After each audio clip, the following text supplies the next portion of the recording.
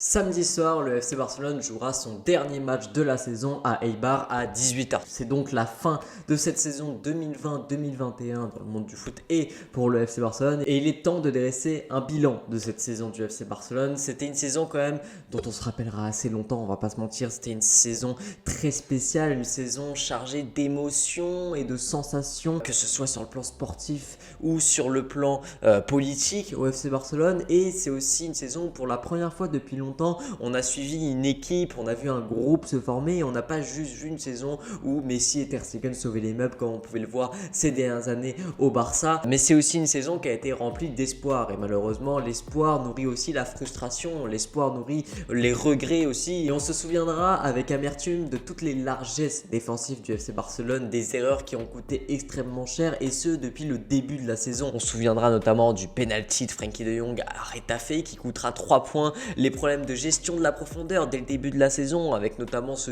premier but concédé face au Real Madrid lors du Classico qui a fait énormément de mal, l'erreur de Neto contre Alaves qui coûtera 2 points, l'erreur de Ter Stegen contre l'Atlético Madrid qui coûtera 3 points, les nombreuses défaites frustrantes, le 2-1 à Cadiz avec un contre son camp de Mingueza et l'approximation entre Clément Lenglet et Marc-André Ter Stegen, l'erreur de Araujo contre Eibar qui causera un partout, la défaite en finale de Supercopa avec des grosses erreurs de marquage, notamment Clément Lenglet, 3-2 face à Bilbao, l'humiliation parisienne au Camp Nou avec le triplé de Kylian Mbappé, alors qu'à ce moment de la saison on voyait un Barça en renaissance, on voyait un Barça qui retrouvait du jeu, qui retrouvait du plaisir, le retour de la trêve internationale qui a été très compliqué avec la défaite au Classico, la défaite contre Grenade qui a sûrement scellé le destin du FC Barcelone en Liga, le 0-0 contre l'Atlético, le nul à Levante ou encore la défaite contre le Celta beaucoup plus récemment. On regrettera aussi certains choix de Ronald Koeman, notamment l'entêtement avec le 4-2-3-1 jusqu'en décembre qui ne fonctionnait pas du tout avec ce double pivot Busquets, Frenkie de Jong et d'ailleurs les joueurs ont parlé à Koeman ensuite de ça, ont dit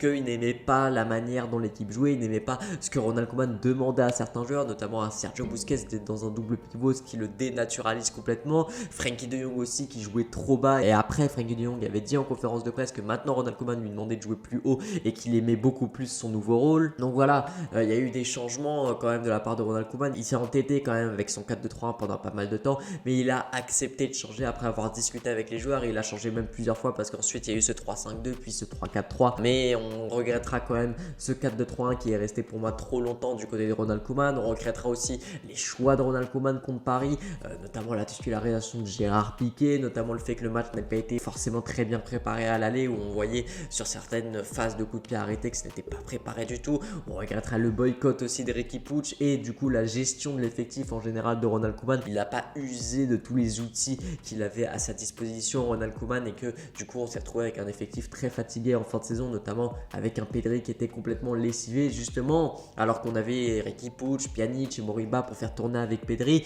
On a eu le retour de blessures de Piqué et Roberto qui ont trouvé leur place de titulaire indiscutable directement.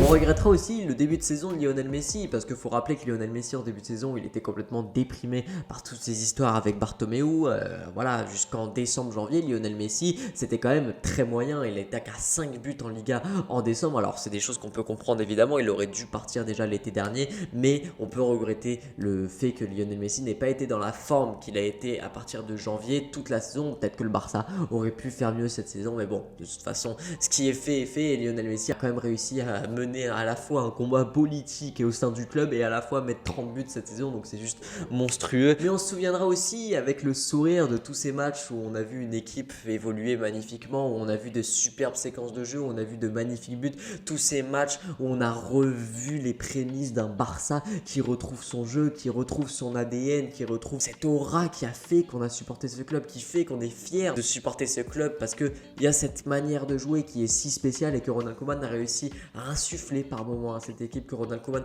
a réussi à faire retrouver à cette équipe après 2 ans et demi de Ernesto Valverde qui reniait totalement cette philosophie de jeu. On a revu cette philosophie de jeu dans certains matchs et c'est aussi ce qui a amené à de la frustration parce que c'est une philosophie de jeu qui frustre. Parce que quand tu surdomines tes adversaires à ce point, quand tu as 70% de position et 15 tirs mais que derrière tu perds le match ou que tu fais un match nul, c'est forcément frustrant, mais la frustration c'est quelque chose de positif dans une saison de transition comme ça pour le FC Barcelone. C'est quelque chose de vraiment positif. On se souviendra notamment du premier match de la saison avec ce 4-0 contre Villarreal, le 4-0 contre Grenade, le 3-2 en Liga contre Bilbao, le 6-1 contre la Real Sociedad, le match retour retour contre le Paris Saint-Germain, les matchs contre Séville, que ce soit en Liga ou en Copa. On se souviendra de cette magnifique Copa del Rey qui a été remportée après multiples remontadas, notamment face à Granada, le 5-3 dans un match fou. On se souviendra aussi de cette remontada contre le FC Séville aussi, 2-0 à l'aller, puis 3-0 au retour, et ce 4-0 en finale face à l'Athletic Bilbao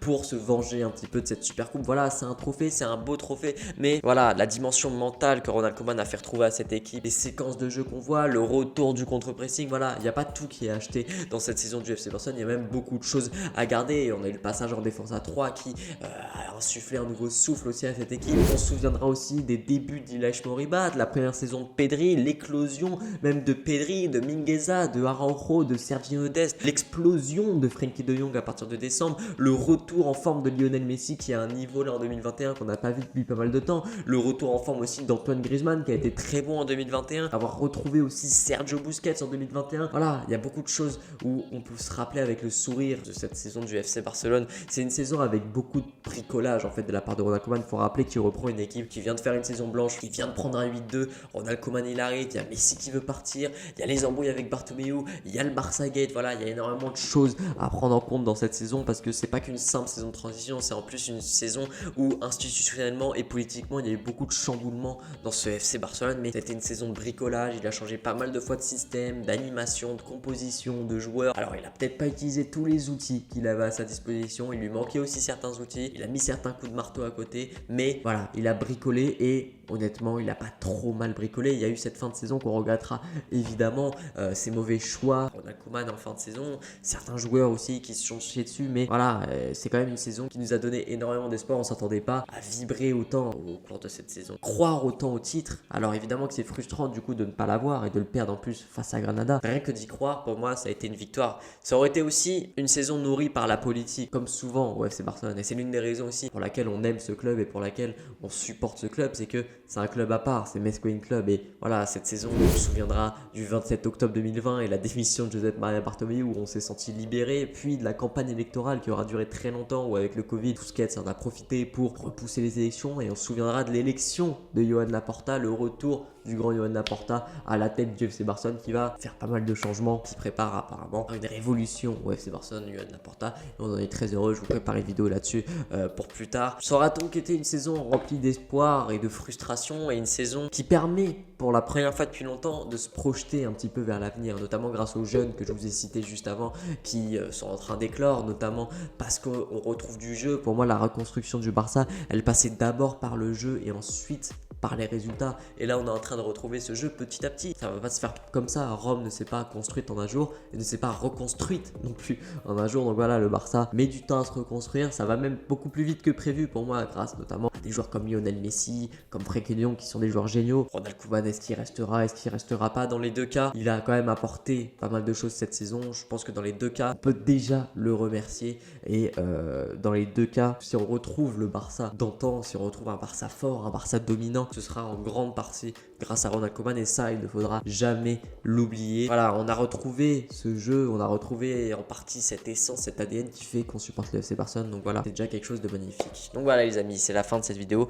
et aussi merci pour cette saison. On a passé ensemble cette saison, vous et moi. Il n'y avait pas de stade, il n'y avait pas de bar et tout, donc on a tous regardé les matchs chez nous, débriefé ensemble. Voilà, j'ai débriefé quasiment tous les matchs en fait cette saison du FC Barcelone. J'ai fait beaucoup d'avant-matchs aussi, j'ai fait beaucoup de vidéos aussi qui vous a pour certaines plu, pour d'autres moins plu. J'essaie d'apporter quelque chose de différent. Voilà, au début de la saison on était à 4 ou 5 000 abonnés il me semble. Là on est à 21 000, donc merci à tous. Évidemment là on va peut-être ralentir un petit peu la cadence des vidéos. Je sais pas si je vais faire un débrief du Barça Eibar de samedi. Il y aura moins de vidéos cet été, mais il y en aura quand même. Il y aura des vidéos mercato, il y aura des vidéos sur l'Euro, sur la Copa América. Voilà, de toute façon ce mercato je pense qu'il va être très agité, donc on va évidemment en faire des vidéos, et après on continuera la saison prochaine. Donc merci à tous pour cette saison, pour votre soutien, pour tout ce que vous avez apporté. C'était Franek, partagez, likez, abonnez-vous. Ciao.